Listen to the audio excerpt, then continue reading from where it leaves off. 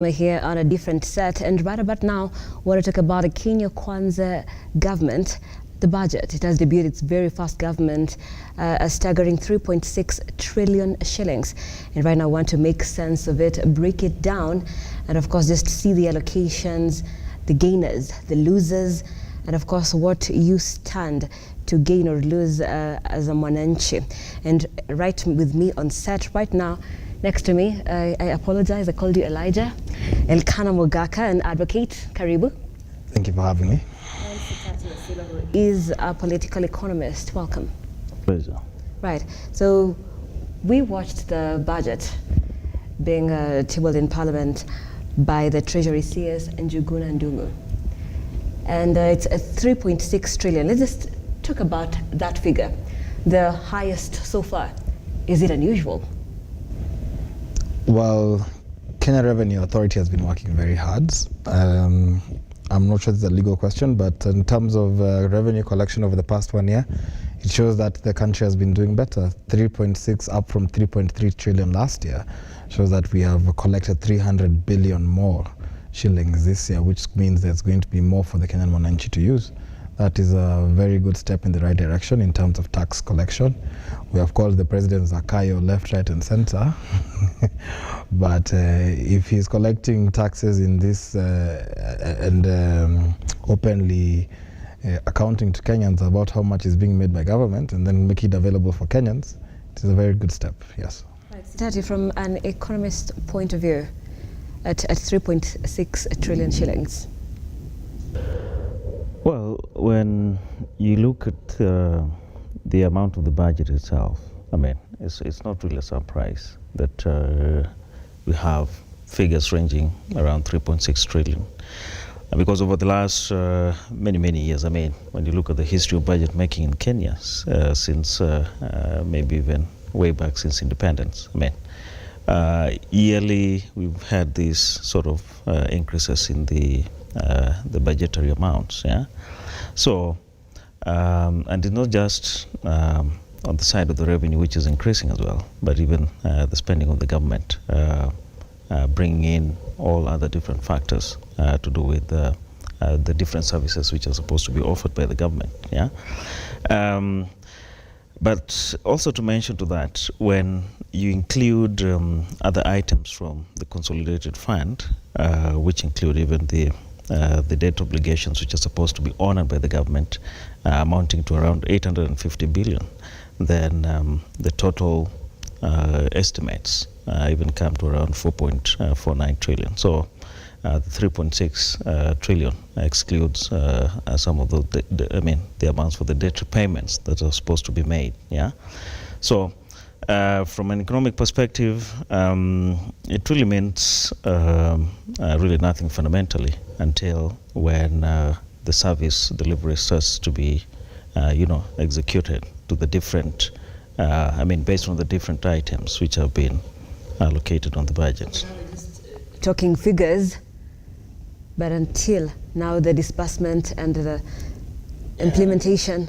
Yeah, I mean, when you look at the budget itself, the statement read by the Cabinet Secretary for National Treasury, it indicates that the government is foreseeing raising, total revenues and grants amounting to around 2.9 trillion, of which 2.57 trillion will be collected from the tax revenue.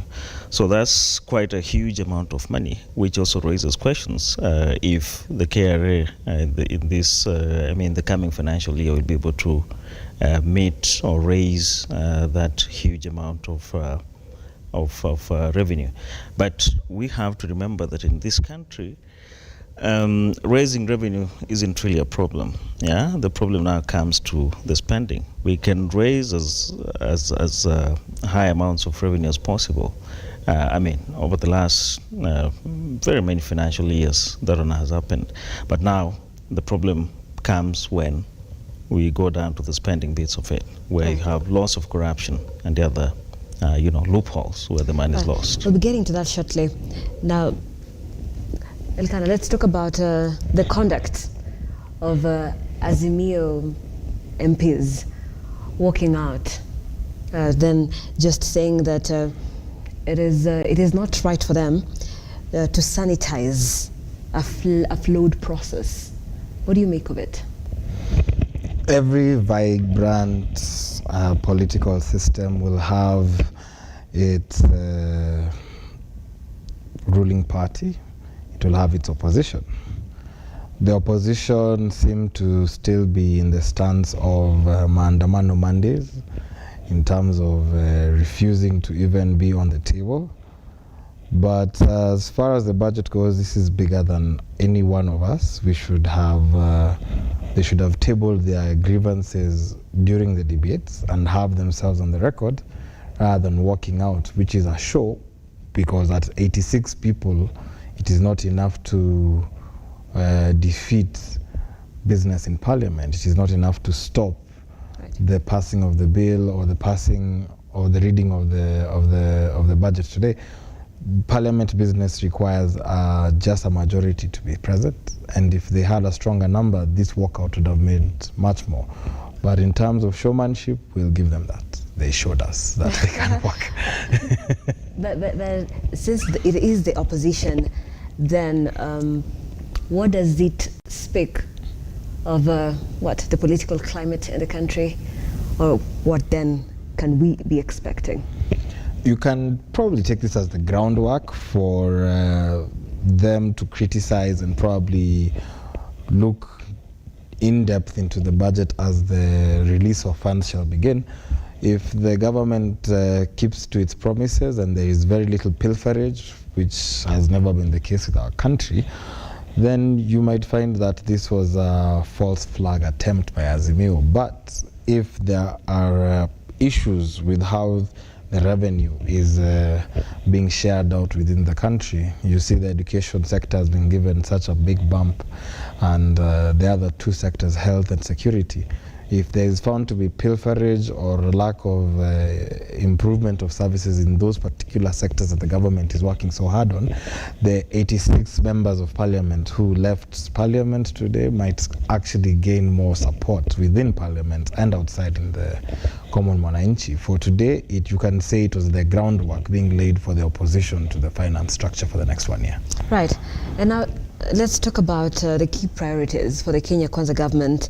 Education, obviously, receiving about 27% of the whole budget, and at over 600 billion. The health sector being allocated over 141 billion. Agriculture, 87 billion. But let's first talk about education, Sitati. With the introduction of the junior secondary school, the government then seems committed just to improve that sector.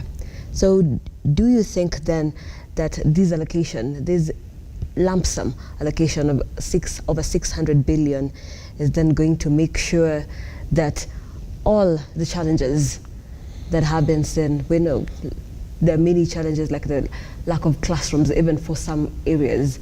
Do you think this budget is sufficient for that?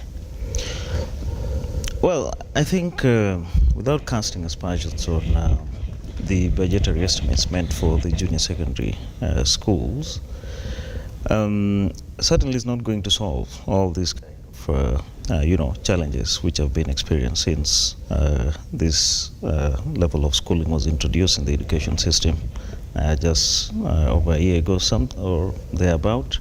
And so, streamlining all these kinds of bottlenecks which are associated or which are being witnessed in the junior secondary school level of education, then it will require some longer period of time to be able to streamline everything else. Yeah, we cannot just say that and all these kind of schools. I mean, when you look at the numbers, maybe they could be numbering in the hundreds or even probably to the thousands. Yeah, and then you have the students, you have schools which lack classrooms, you have textbooks and all other kinds of resources which are supposed to be, availed, including the human resources, the teachers and whatever. So it will take quite some, it should be more of a long-term plan to be able to address all these teething problems or challenges which are being faced in the junior secondary school level. So despite all these allocations, as I mentioned a few minutes ago, it doesn't really matter that you have, estimates allocated for this and this function. Yeah, at the end of the day, whatever will be collected in terms of the revenue is what will really matter most. And just learning from past experiences, where the disbursements to even the ordinary secondary schools which we've had, and even the primary schools and the other mid-level colleges. I mean, it usually takes some bit of time before the disbursements are made, and that means we've had perennial delays, until when you hear maybe the principals or the school heads making noises, or the teachers' unions, before the money is disbursed. So the allocations really, as much as they indicate some really strong intentions of trying to make everything, improving the conditions at the junior secondary school level, it's still quite a long way to go for that particular level of, schooling system to be elevated. Right, and the Kenya Kwanza government, all along, even during the campaigns, it's the hustler agenda, and there is allocation of 13 billion shillings to micro, small and medium enterprises. Just looking at the phase one, of course, of that, what they have been proposing, the Hustlers Fund, phase one, and now that the Hustlers Fund is going to get into a phase two that is now wider for groups of people. What do you make of the first phase and now the allocation? There's a two-pronged approach to this. We have already faulted this government for failing a number of promises that they were supposed to do. And while we want to appreciate that an allocation has been given now, the same government that is giving that in the allocation of the budget is also intending on taxing mama mboga, small, medium enterprise people. Everyone is being put to the tax man. There are people in this country, a very high number, in fact the majority, who are living below the poverty line. People below the poverty line are living hand to mouth, and they are being made to come in every day, work in the morning and eat what they have the same evening. These are the same people who are being asked now, as you do that, you must also allocate your family, your survival, your work, transit. On top of that, you must now pay taxes to the government. It is not, it's a two-sided way to look at it, and I don't think that the Azimio people have been loud enough about that issue. And while there is that allocation on this side, I believe that it would have come first for the first budget and even the second budget before they start again taxing the same small mwananchi who is unable to fend for himself on a daily basis, to make him pay taxes on the same thing that they're saying they're allocating. It is not the best thing to see on the first budget that you're seeing from this government. Right. And of course, Sitati, then the affordable housing. Housing has been making headlines in the recent weeks, and it has gotten a large chunk of allocation in this budget at 3.2 billion shillings. Affordable housing, now in the finance bill, from being a levy now into a tax. What do you make of that allocation? Well, I think, save for the wordings or the change of the wordings, given, previously it was supposed to be more of a levy refund, and then now you have it transition more into, taxes to be paid. And before I go any further, after all the hullabaloos and all these kind of complaints which were raised by not just the opposition coalition, but even the civil society groups and many other Kenyans, that particular tax was reduced from the initially planned 3% to 1.5%. Yeah, and as much as affordable housing is something which is critical for the Kenyan population, especially for the low-income households, I do not really think it's really a pressing need or priority for this country, given the context in which the state of our economy is. Yeah, right. priority should have been directed to, other critical sectors, such as the manufacturing sector, which unfortunately has been stagnating, over the last decade or so. Yeah. So affordable housing is important, but it's not a priority. So I think, and many other duplication of roles.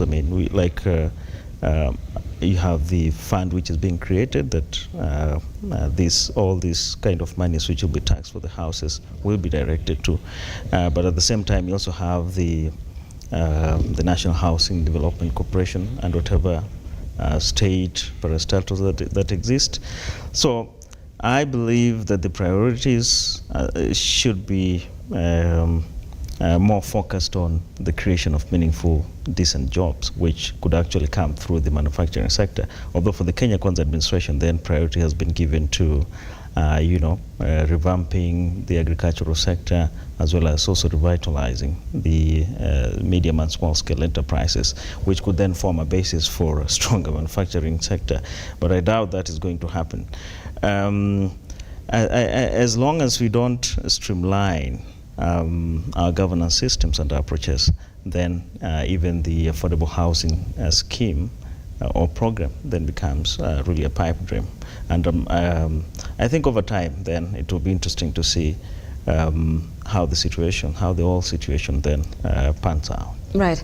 And one of the things that came out clearly this afternoon in the budget reading is a pending bills crisis, that counties then are unable to pay bills, and they have accrued up to 696 billion shillings. And the CS proposed to establish a verification committee for the pending bills. How do you think then, will this work, and how can counties tackle this bills issue? I've noted that in a few counties, Narok, Nairobi, Kisii, the counties themselves have already formed pending bills committees, which have been going through the bills both from this current regime of counties and the previous two regimes, because the country has only had three regimes since the 2010 constitution was passed. Right. They started in 2013, 2017, and 2022. Now we find that the bills are very high. Some of them, a lot of them legitimate, but as you saw, for example, in Kisii, there was the issue of ghost workers appearing everywhere and a lot of money and pilferage disappearing into that. So while we do want to be cautious and say that this is a very important exercise, we also have to understand that there are people who have been sitting over 10 years not being paid, not having their bills being paid, having provided services for counties, for the Mwananchi, in terms of garbage collection, in terms of parking fees, in terms of sewerage and water collection, in terms of security being offered to the counties in separate places. And these people's bills have been pending for 10 years. You'd find some companies have even gone bankrupt in that time. So a pending bills committee is important. I don't know about the national level, but the county levels I know have already begun. And if they are found to be legitimate bills and they can be verified at the national level, then these people should be paid as soon as possible. And it is very good to see that about 1.6 trillion has been set aside for this particular issue. Yes. Right. And now that the money has been set aside for the pending bills, what will stop the counties from being at this same position come next year? I mean, looking at the way these county governments have been behaving since the inception in 2013, I do not really think the situation is going to change, because in government you have lots of inefficiencies, which primarily result from vested interests, which come through in a form of corruption and all this kind of looting that goes on in county governments. So, judging from the past, I do not really think there's any reason to be optimistic at all that there's going to be some behavioral change in the way the county governments are going to behave maybe from the next financial year going forward.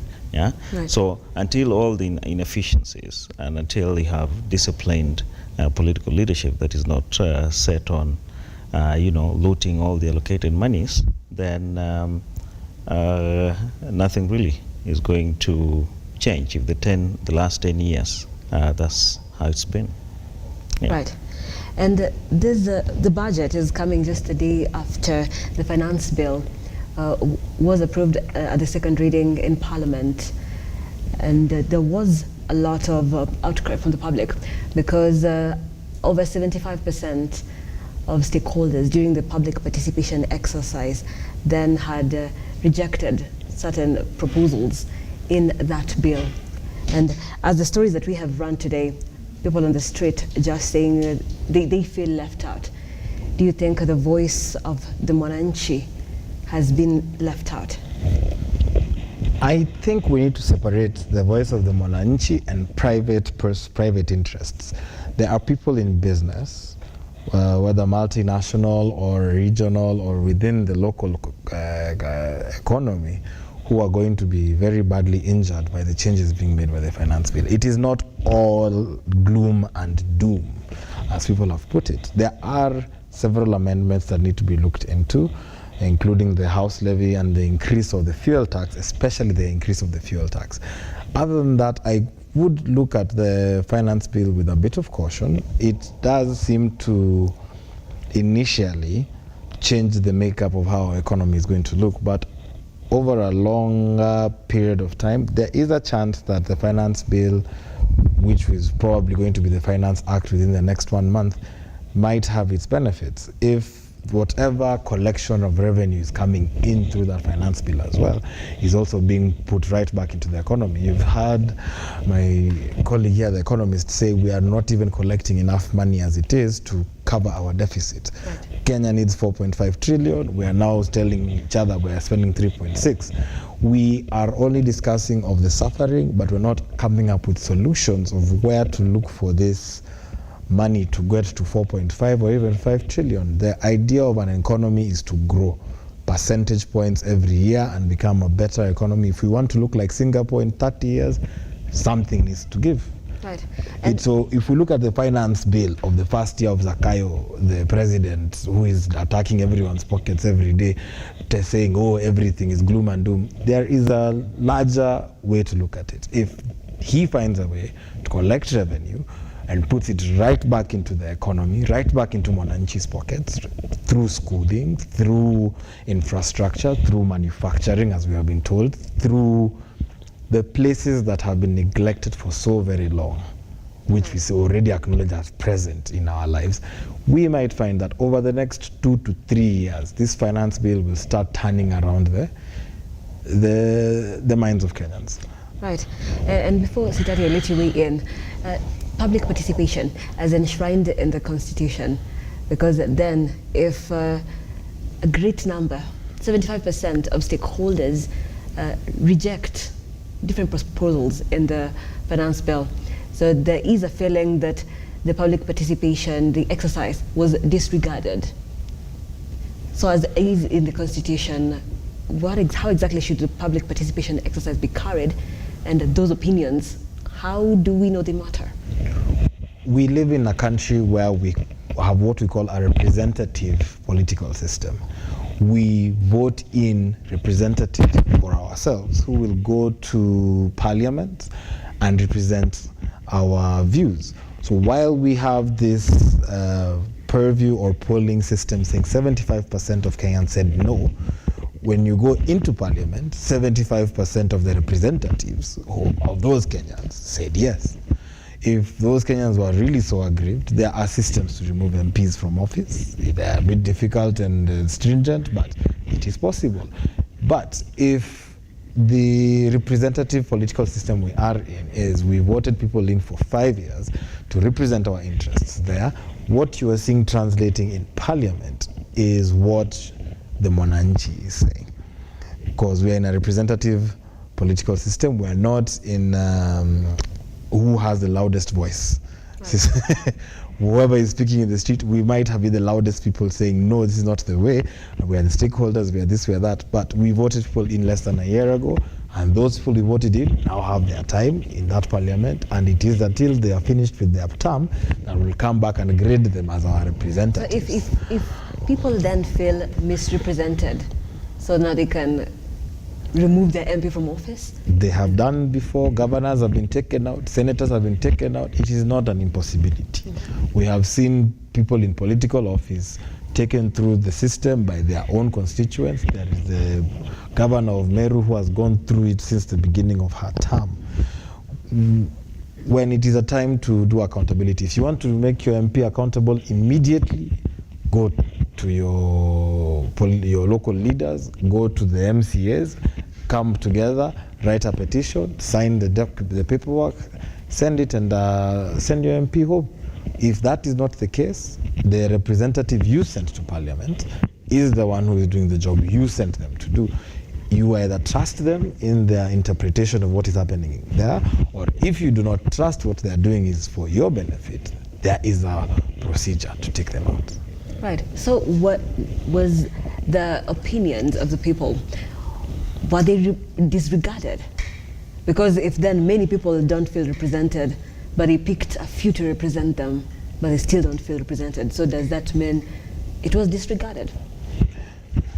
This is why we have a political system where there are governors, senators to do their work, there is MPs to make laws, and there are MCAs to listen to you at the local level.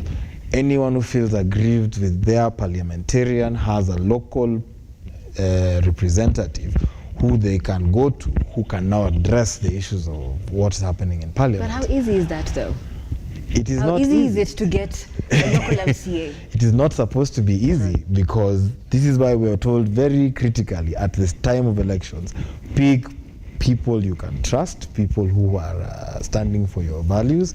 But once you send them into parliament, those are your representatives. Those are the people you chose to speak for you. So if one man is speaking for 800,000 and he's doing the work for 100,000 against the 700,000, it is on those 700,000 to vote him out or to file a petition to get him pushed out, and then put a person there who will give represent the position of the masses.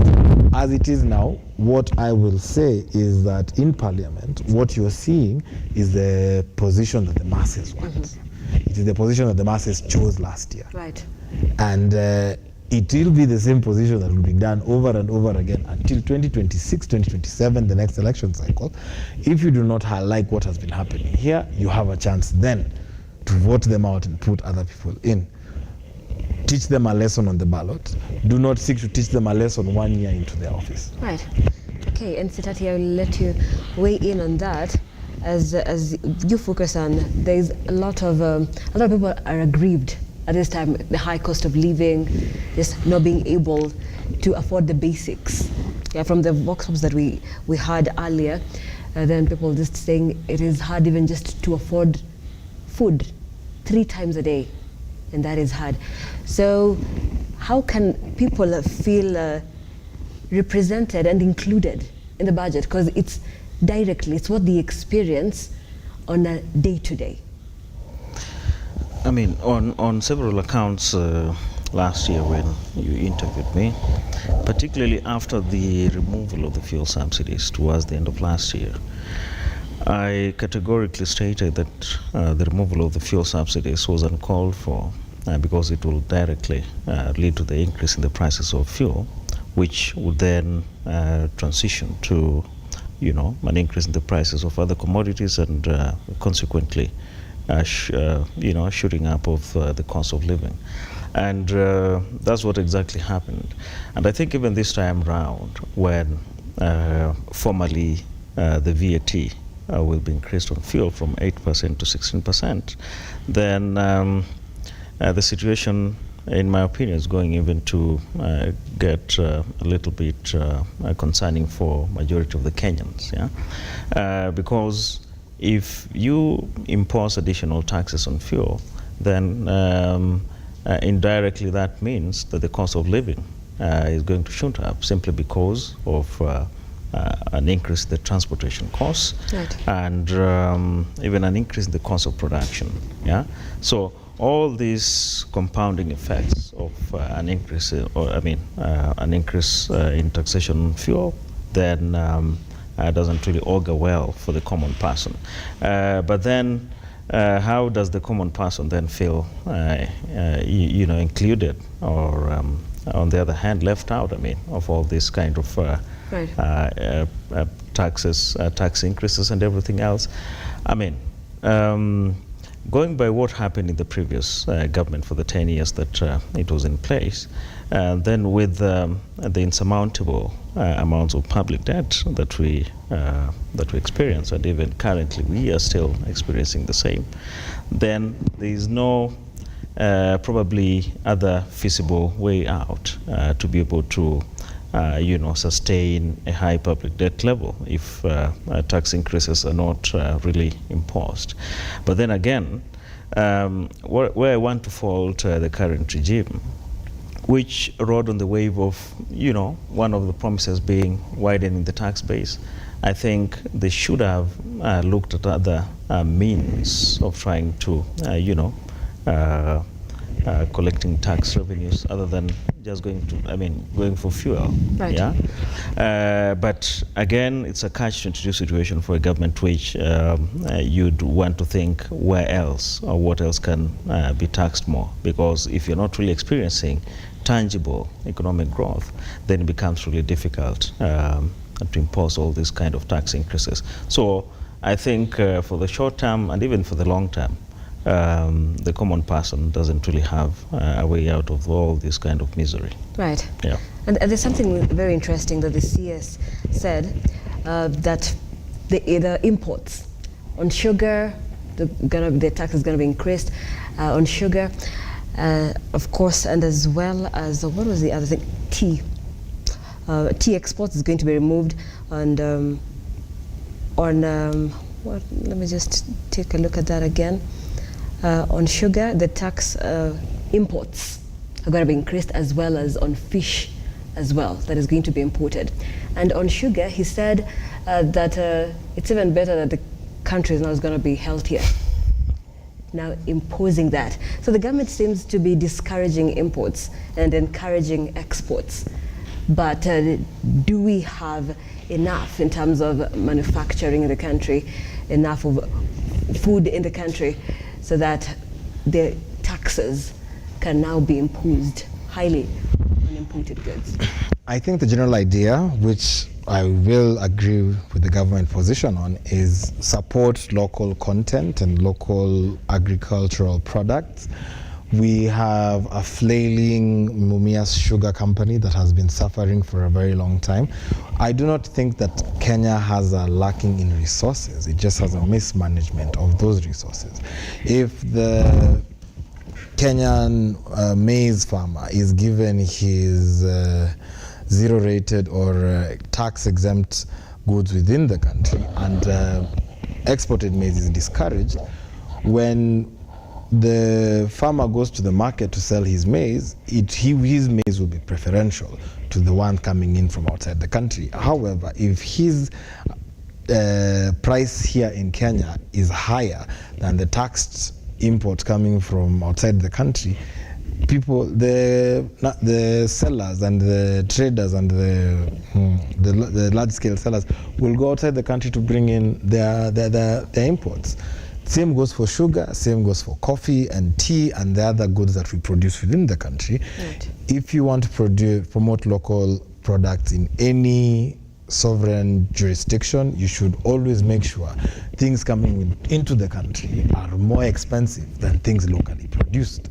That way, locally produced agricultural products or goods will be better utilized. I believe my colleague here will agree with the same. Otherwise, what it was before is if you looked at every supermarket or every store or every shop you were going to in the previous regime, you would find a lot more of imported goods, because at that period, whether it's Carrefour, Naivas, or any of the other ones, they had a better time importing goods from outside the country than promoting the local unga, promoting the local sugar. There was an influx of imports within the last regime. Right. That should not be the case when we have the same things here. Yes. Right. Of course, Sitati, I'll let you weigh in on that as we come to the conclusion of this conversation. How then can we boost local industries again without them now putting their prices very high?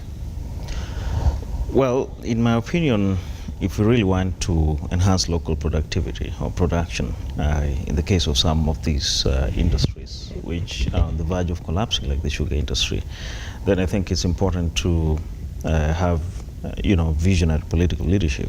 The Kenya Kwanza leadership is fond of, mentioning Singapore and all this kind of nonsensical comparisons, which in my opinion do not really make a lot of sense. That if we were at par with Singapore in the 1960s, then right now is when, all of a sudden we want to make all these kind of comparisons that, Kenya is the next Singapore of Africa. I mean, those are kind of far-fetched thoughts, which in my opinion do not really make lots of sense. But to add to that, then having visionary political leadership means having, really proper commitment even to implementing some of these national economic policies that have been formulated over time in this country. One prime example being the Vision 2030, which unfortunately a good number of its provisions are never going to be attained because of why? The kind of political leadership which you've been having in this country. So priority needs to be accorded to, having a strong manufacturing sector, without which, and economic history is quite instructive on that, that if you want to create decent jobs which have really sustainable incomes, then you have to build a really strong manufacturing sector, without which then these are the informal jobs which are usually created year in, year out, will not really help Kenya to rise strongly economically speaking. Right. Yeah. Okay, and I understand we do have to close. So for your closing remarks, Ella, let's talk about it's the first budget of the Kenya Kwanza government at 3.6 trillion. What do you make of that as the President William Ruto's very first budget? The budget has been declared in Parliament. The finance bill is coming right behind it. Let us give less credence to the pronouncements of politicians and more to the implementation and distribution of these funds. We have not had anything about EACC being given stronger funds to keep up with the pilferage. So we will watch and wait to hear how the education sector is using their funds, how the security sector is using their funds, how the other sectors which have gotten a boost are using their funds before we start making the insincere comments. This today was a day for politicians. Let's give the implementers their day, and then we come and discuss about how this budget was used, not how this budget was pronounced. Right. Sitati, yes, in very few words. Well, I'd sum it in terms of, proverbially what they call a night of long knives, So I think it's another day for Kenyans to realize that having proper leadership then goes a long way in helping them to have affordable lifestyles and all this and all that kind of thing. But to sum it up, then it's going to be quite a tough year ahead for majority of the Kenyans. Right. Yeah. And thank you so much, gentlemen, for being part of this conversation. It's never ending. The budget has a lot of course, allocations on different sectors, from the health to education, to agriculture, the Hustlers Fund, and the list goes on and on. Of course, we'll be breaking it down as days go by, and of course, following up on the implementation as well, on our role as the gatekeepers of the government. And of course, let's keep the conversation going across all the social media platforms where we are at Lookuptv on Twitter, Lookuptv on Facebook, and Lookuptv on our YouTube channel. Do keep in your comments coming in, and let's keep engaging. We have been talking about the budget 2023-2024 as was tabled in Parliament today by the CS Treasury Njuguna Ndungu. and have yourselves a pleasant evening. I'm Nancy Nalima. My guest right here in studio, Elikana Mogaka, advocate, and Sitati Wasilwa, who is a political economist. Our sign language interpreter has been Angel Lois. Thank you for watching. Have yourselves a pleasant evening. Good night.